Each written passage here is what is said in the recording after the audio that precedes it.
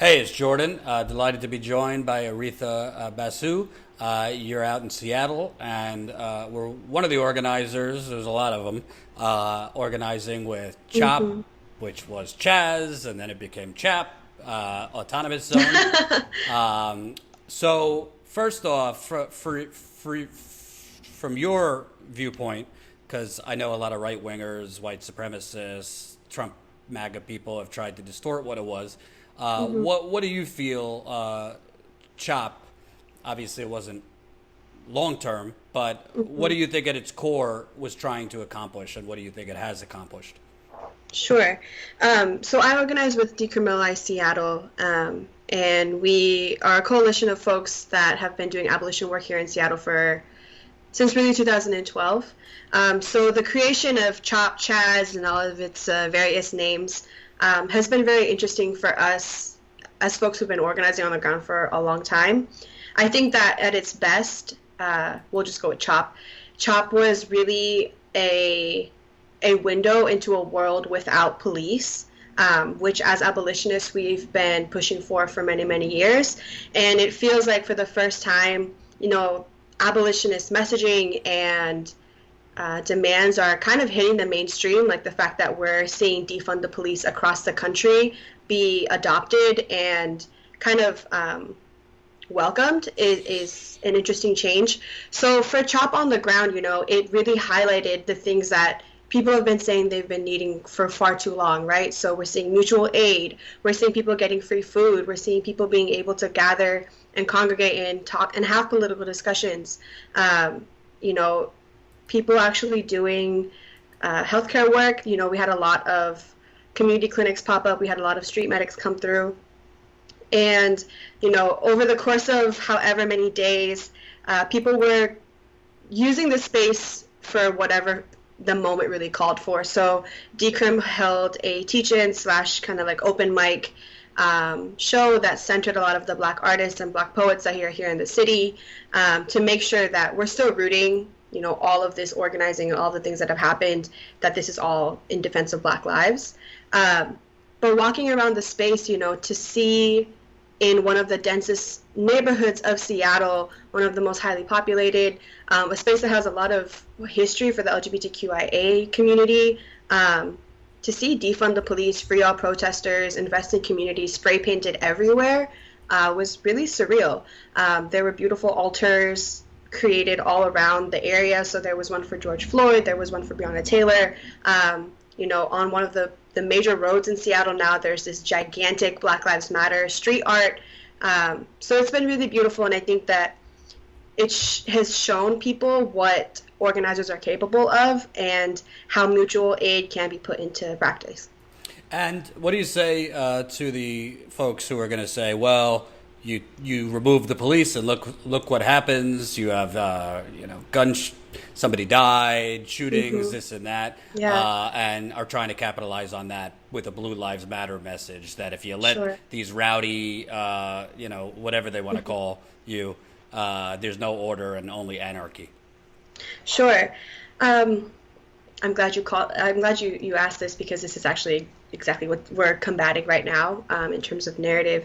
And so, we'll be honest, gun violence has been an issue in Seattle for a number of years. Chop and Chaz did not incite gun violence. And so there's a very stark difference between what is happening at the protest and a very deeply entrenched problem that we have in our city that has been permeated for many, many years, specifically in communities of color and with young people. And I think that it's unfair to say that Chop and Chaz is responsible for someone's death. Our job as organizers is to surround that family and make sure that they have their needs met, that they are surrounded by love and compassion and support, because they did lose a young person. But, gun violence is an economic disenfranchisement, right? Like, it comes from people's communities continuously bearing the brunt of capitalism, white supremacy, and police violence. When you lock people in, you know, if you restrict people's economic mobility, you are going to see things like gun violence pop up. And people have been saying that for years. Specifically in South Seattle, in the Central District where I'm from, people have been saying this, you don't invest in our schools, you don't give us access to healthy food in grocery stores, you don't give us community centers, public transit is not accessible, what do you expect to happen in these areas? And so specifically talking about the area that the shootings over the weekend happened in, a year ago, a woman was stabbed in that very same spot with a fully forced police precinct like just down the street. So police don't actually help prevent violence. They often show up after it's actually happened. And this weekend, the street medics had already transported someone to the hospital. So the cops actually showed up after the fact. So cops don't keep us safe. And in most instances, they actually either exacerbate the problem or are just coming to take a report. And I think what you're talking about is so powerful. You're not going to see it mentioned on CNN. I mean, I went to Seattle last year.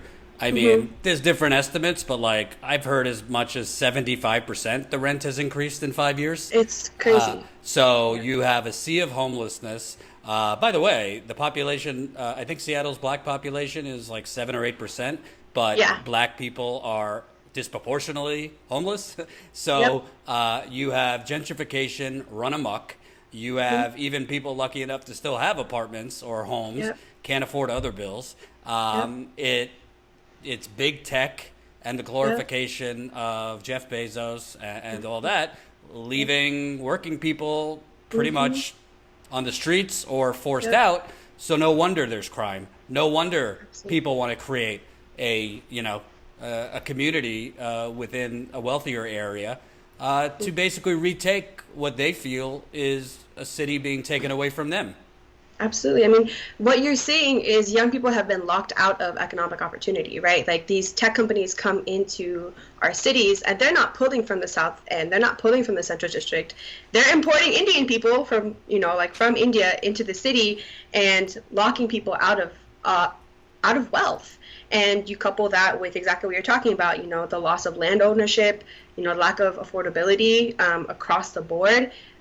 I mean, I feel like for you and I, it makes a lot of sense, but I don't think that that parallel gets drawn quite often because people don't connect housing and education to gun violence. They're just like, these are just people who enjoy shooting each other. That is a result of a system, right? Mm-hmm. And when you're looking nationally, I mean, you basically have, I don't need to get into Trump. We know what Trump is. Biden's putting out a lot of empty rhetoric, but right now, we are about a month away from possibly a depression if these unemployment benefits are peeled back. I think COVID has basically showed we are a country that essentially is just a Band-Aid on a gunshot wound. And the gunshot wound for most people is capitalism. How do you take these short-term coming together, which CHOP was, and move it forward, because it's not like Seattle Mayor Jenny Durkin, they're saying the right things, they want to invest in black communities, this and that, but once the cameras are gone, once this movement is in less of a new phase, the protests every day, they're going to go back to business as usual. How do you as an organizer bring the people at CHOP and people that weren't there together to demand economic change and possibly organize boycotts, divestment, those kind of things? Absolutely.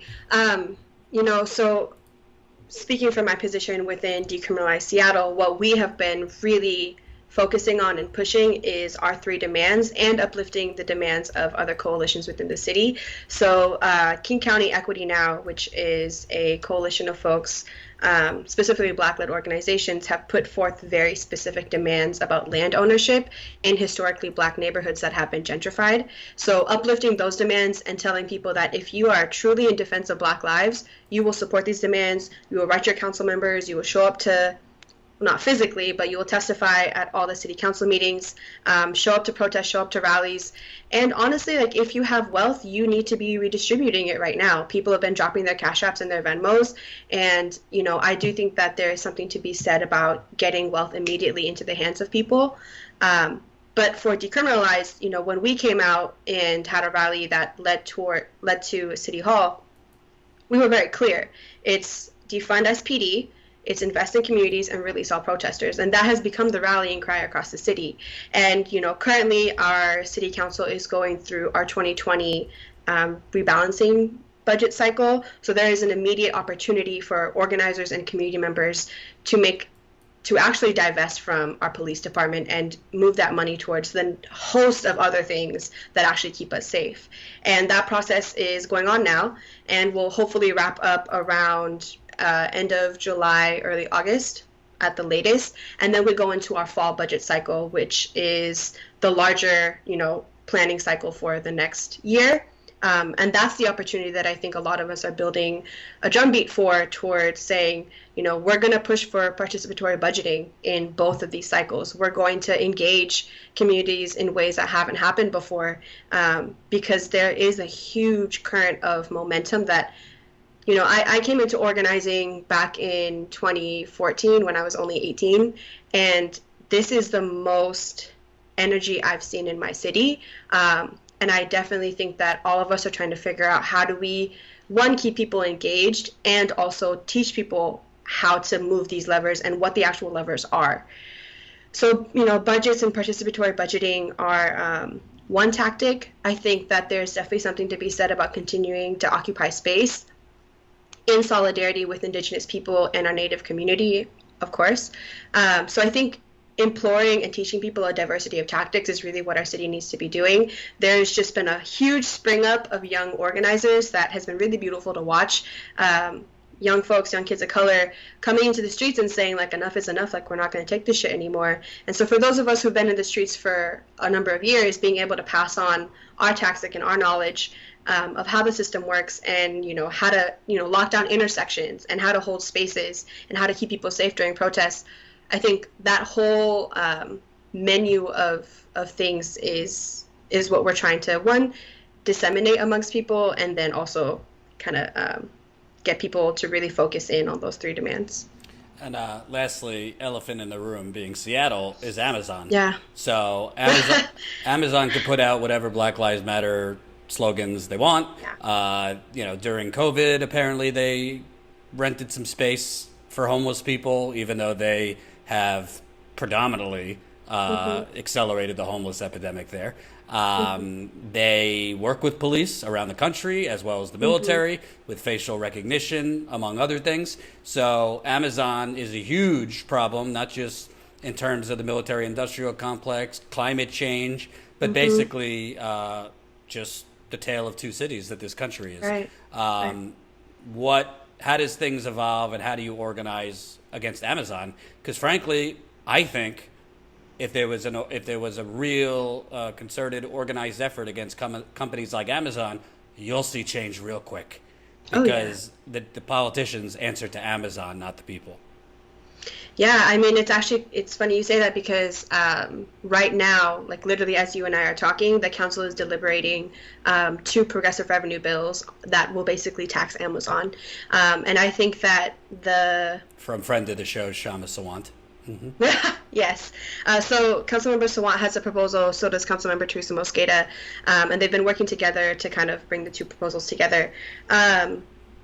Yeah, I mean, it goes back to what you and I were talking about just a few moments ago about what does redistribution of wealth really look like in the city in terms of affordability and actually getting land back into the hands of the Black community. And I think that Amazon has, the chant has been pay the fee, and so it's time for Amazon to pay the fee.